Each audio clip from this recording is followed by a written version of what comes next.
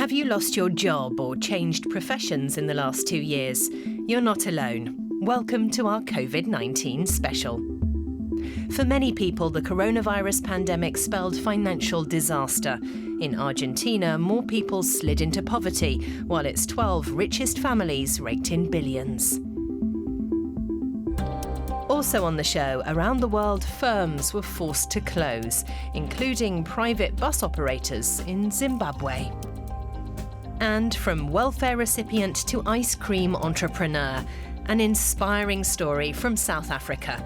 Though the country is still battling new COVID variants, life here is slowly returning to normal.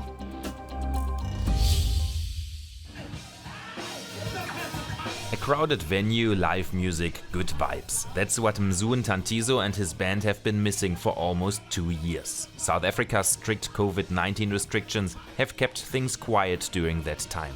It really feels good for the year to open up, even though things are still weird, but I'm happy to see that everyone is enthusiastic. Most importantly, everyone is tired of being tired. So we're just happy to be outside and see if we can make it work. I guess it'll never be normal, but we'll establish a new normal. But of course, we have to be vigilant and still take care of ourselves. But I'm feeling positive and good. A feeling people out and about here in Cape Town seem to share. Most ignore the rules and don't wear a mask while indoors. This despite rapidly increasing numbers of infections. But even virologists are not ringing the alarm bell, because about 80% of the population have already developed some immunity, mainly due to previous infections. The background of natural infection and the increasing coverage of vaccines has really been very helpful. It teaches us two things: that the immunity is important, boosting the immunity with the vaccines, natural immunity, and then vaccines is very important. We really need to get most people vaccinated. This especially as early data on the new Omicron subvariants BA4 and BA5 begins to emerge. Both strains were discovered by South African scientists, and data suggests they transfer much faster than others. People that were just infected with Omicron BA1, that was the original one, they can easily get reinfected with BA4 and BA5. So we know that this previous immunity from previous infection, it is not very protective from second infection. But we still expect that this immunity will be protective against hospitalization and death.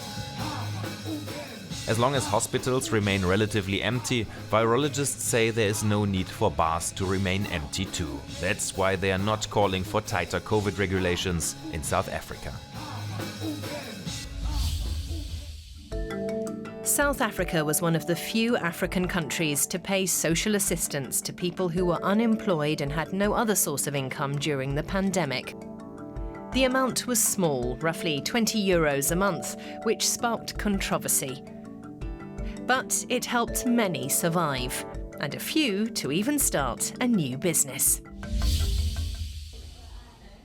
Event photography, that's what Thando Makubu did before the pandemic struck.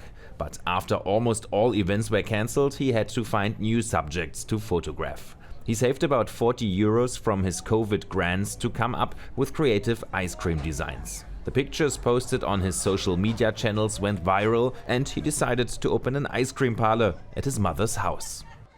There is no idea that is a stupid idea, you know? You just have to try it out and work hard at it. So it feels crazy and interesting, and it makes me feel that I can achieve anything that I want. On good days, he now makes more than €1,000. Up to 200 customers find their way to his home in the Soweto township. And almost everyone here heard about the place online. 3, 2, 1. Smiling, we are happy. I got it on Facebook. On social media, on TikTok, Instagram, as well on Facebook. I found it on social media. And when I found out about it, I was like, wow. He's awesome. He's really cool for doing such things with a little amount of money. It's very cool. Most of our marketing, I can say all of our marketing, I'll say 80% is social media and 20% is word of mouth. Yeah, so mostly social media. I tell a lot of people that they should try and utilize social media simply because it's free.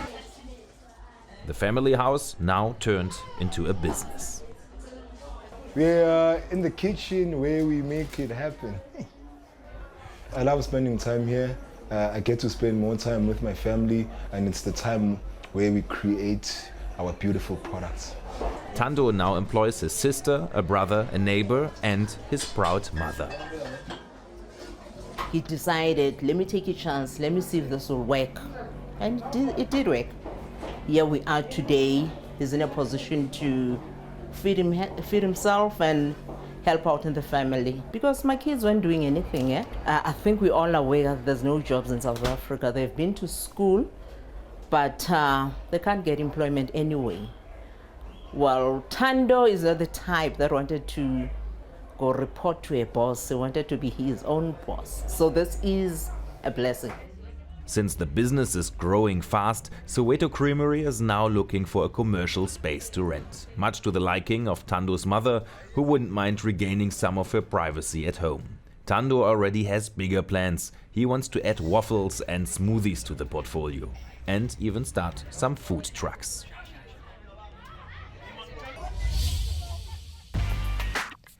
For some, the pandemic created business opportunities, like employees of Ugandan startup Rocket Health. The telemedicine company offers health services via phone or internet, connecting patients to doctors and hospitals. At this call center in Uganda, doctors consult with patients virtually.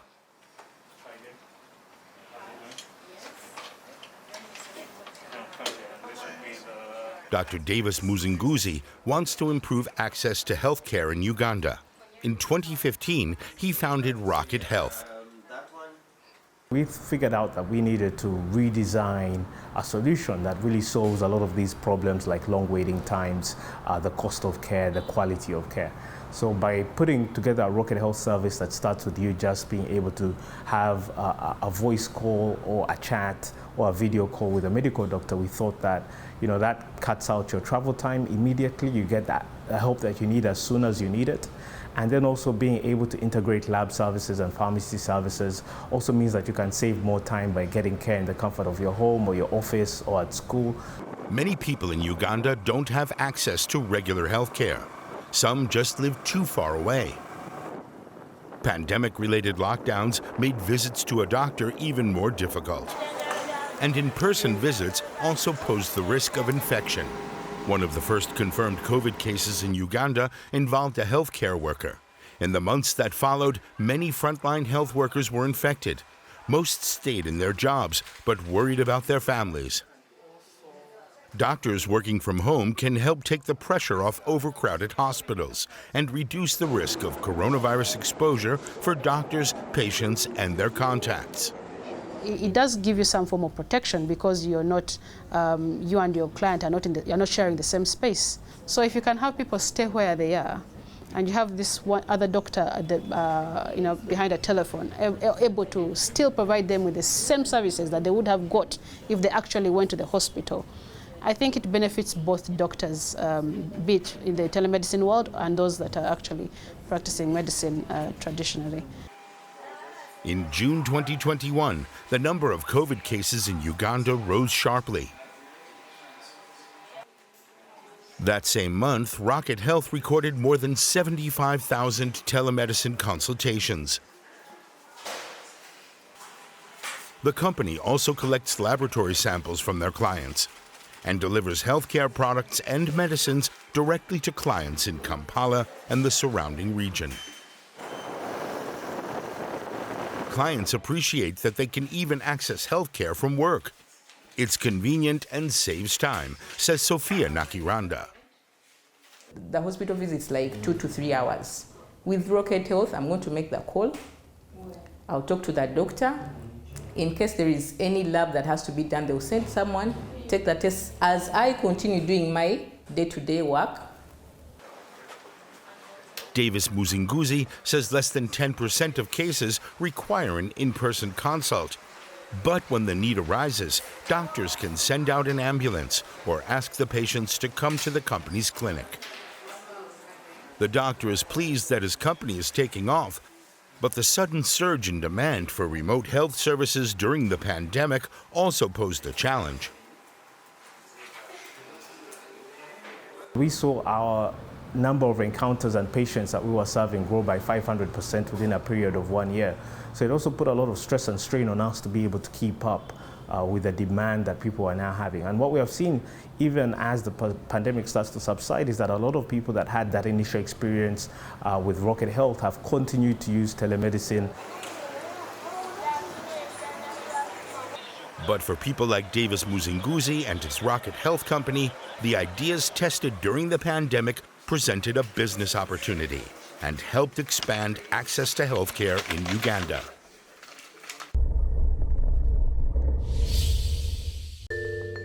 Staying in Africa, we move on to Zimbabwe. At the start of the pandemic, the government here banned the operation of privately owned omnibuses to help prevent the spread of COVID-19. Only the state-run company could still transport passengers. DW correspondent Privilege Musfanhiri explains what that's meant for many commuters. Here in Zimbabwe's capital, Harare, the lines of people waiting for a bus are long.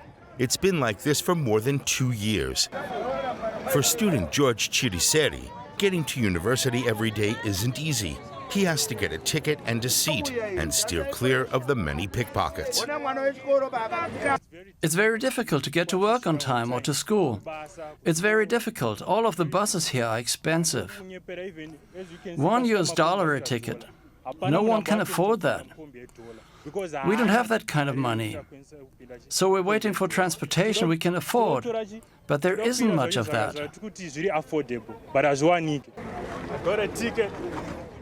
He can't always get to his lectures on time.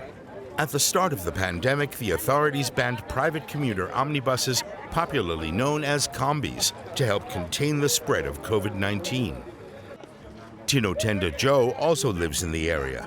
He used to be an assistant in a carpentry shop. After the pandemic hit, the transportation shortage made him late for work several times, so he was let go. Now he spends his days by the roadside, hoping to earn a few dollars playing card games and billiards. About 100,000 jobs were lost due to the ban on combis. There's little to fill the days for many of the young people who are now out of work. Some take drugs. Tinotenda Joe says that's not for him.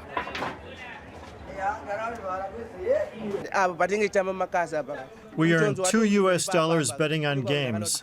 Not enough to live on. It's not enough to feed my family. About 20,000 combis were grounded by the government's ban. Many may never go back in operation. Their owners are struggling, as are the drivers and other workers.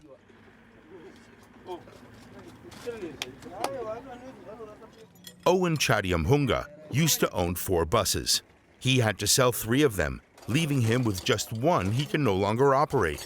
The ban on private omnibuses plunged him into poverty. He used to earn at least $240 a day with his operation. Now he's barely getting by working as a car mechanic. We have to survive somehow. I started selling spare parts from my bus. When someone asked to buy a part, I just disassembled it from my bus and sold it. Before the pandemic, I used to repair combis for other owners, but that's over now too. But things are looking up. In early May, the authorities yielded to public pressure and announced plans to allow private combis back on the road. So getting to work on time might soon be a lot easier again. DW science correspondent Derek Williams has been keeping you informed about the latest COVID research. This time, a viewer asked, what happened to the Delta variant? Has it been eliminated by Omicron? Is Delta now gone forever? And what do healthcare authorities and scientists think? Mutated variants of COVID-19 have outcompeted and succeeded one another since the beginning of the pandemic, with a key metric in the equation being transmissibility. Omicron is a lot more infectious than Delta and earlier variants were. And other epidemiological factors being equal, viruses that are more transmissible than their peers can outcompete them astonishingly quickly, infecting the vulnerable at such a rate that slower variants just don't stand much of a chance. We've seen it 3 times already, as this graphic from Germany's disease control authority shows.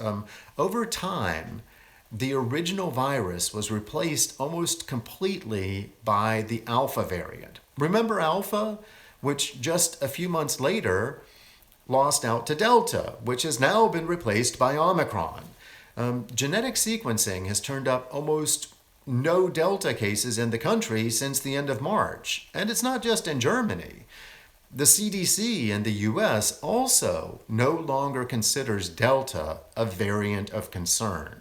There's so little of it circulating that in mid-April it was downgraded to what's called a variant being monitored because authorities say Delta currently doesn't pose a significant threat to public health there. But the Delta variant has not disappeared completely everywhere. In fact, there are some voices in the research community that think a Delta descendant might at some point make a comeback. In a recent study, an Israeli team tracking variant genomes in wastewater in the city of Beersheba, they've continued to detect Delta in small amounts and hypothesized that if it remains at current levels, even if they're very low, then there's a chance that as early as this summer, it could possibly surge again as immunity wanes in the population. Of course, it's impossible to predict the future, but it does seem pretty unlikely that Delta will at some point really bounce back and once again pose the danger worldwide that it posed back in 2021. And if one of Delta's descendants does, it will likely be so different from its ancestor variant that it'll deserve a designation all its own.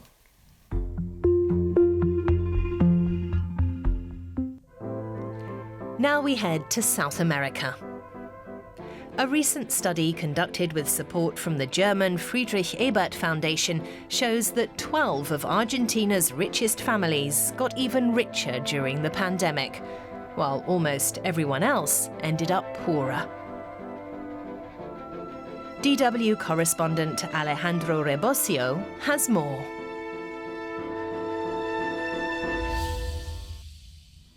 This suburb of the Argentinian capital, Buenos Aires, is home to sociologist Horacio Calgagno and his family. It's breakfast time. Names of Argentina's richest families make up their morning routine. There's jam by the Pagani Company, sugar from Blaquier. Their cable services come from Nopte, and their phone and TV from a company owned by Ruben Chanyayovsky, just a few of the 12 wealthiest names whose wealth skyrocketed during the pandemic. Es un mundo cada vez más desigual. It's an increasingly unequal world. The rich are getting richer, and the poor are getting poorer. Corporations control the market, which allows them to increase their wealth. Horacio's wife is happy to have her job as a librarian back.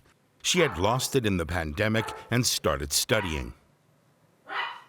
He motivated me to keep studying, just in case. We'll see if COVID comes back. Even before the pandemic, we didn't have much.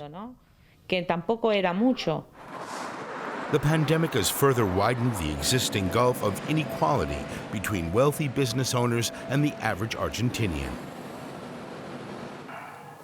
Hernan Lecher is director of the Argentinian Center for Political Economy. He and his team looked into who in Argentina benefited from the pandemic. They found that the biggest profits went to corporate networks owned by just a few super-rich families. Before the pandemic, these rich families owned $29.9 billion. That wealth shrank slightly at the beginning of the pandemic. But in February 2021, it was more than $32 billion, and a year later, it was $36 billion. His study found that following a brief slump as the pandemic hit, these companies raised prices and still sold more. But some here in Buenos Aires say the profit growth of big companies should be kept in perspective. Cristian Reyes is an analyst with one of the country's main equity firms. He monitors the share price performance of corporations. In Argentina, these share prices are constantly falling and rising. That's because in April 2018, Argentina's economy saw a dramatic slump. Some companies still haven't recovered. These days, I can't buy meat with what I earn from the changas, the odd jobs. It's only enough for offal, which I cook for my children.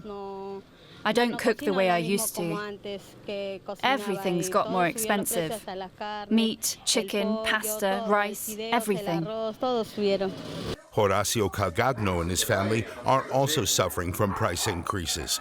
The pricey ingredients they see on cooking shows are rare treats. The costs of food and clothing have soared since the pandemic, so much so that many middle-class Argentinians are also worried. Many people worried about falling into poverty during the pandemic. They wondered how they'd feed their families if they lost their jobs, or what else they could do to earn money. Some came up with new business ideas. In Colombia, there's a saying, nothing sells better than an empanada. Felipe Abondano tells us how these savoury pastries got one couple through some hard times. The sun isn't up yet in Bogota, but Nelly Cormoto Perez is. She's already been busy in the kitchen for 2 hours. Before the pandemic, she and her husband worked in a restaurant in the Colombian capital, but it had to close during lockdown and they both lost their jobs. The couple only recently immigrated from Venezuela and faced financial ruin until empanadas saved them. We started during the pandemic. We only had 30,000 pesos left. That's around €7. One night, while I was sleeping, the idea came to me. I got up at 3 a.m. and told my husband, "Darling, I'm going to sell empanadas this weekend." Now she starts working at 4 a.m. every day. Her empanada business has become her biggest source of income. It really helped us get out of our financial crisis.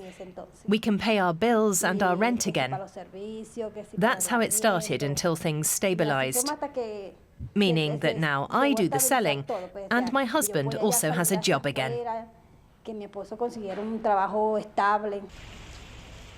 In recent days, the rain has made sales difficult, but Nelly remains optimistic.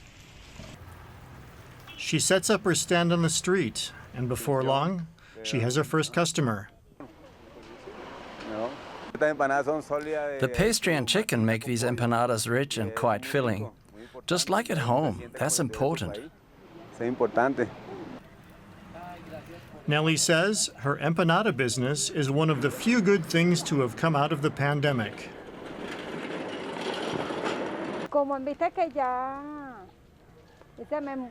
Business has been good since the start. And we've sold a lot. At some point I realized I have my own small business and I've made it. I've built something up.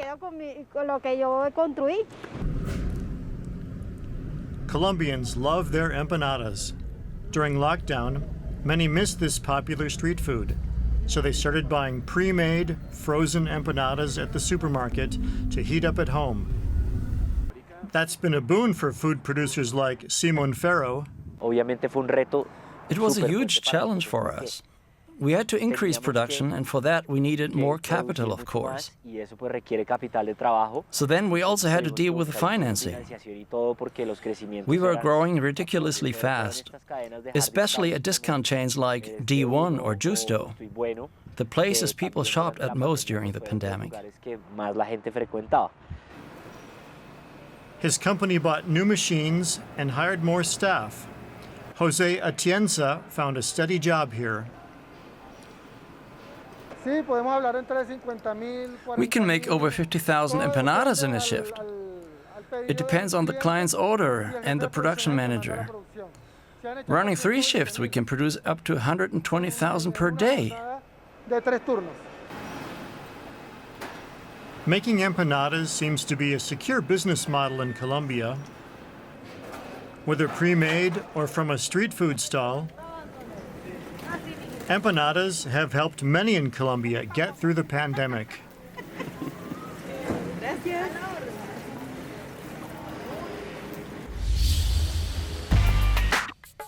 And that's all for this show. Thanks for watching. Please join us again next time, and until then, stay safe.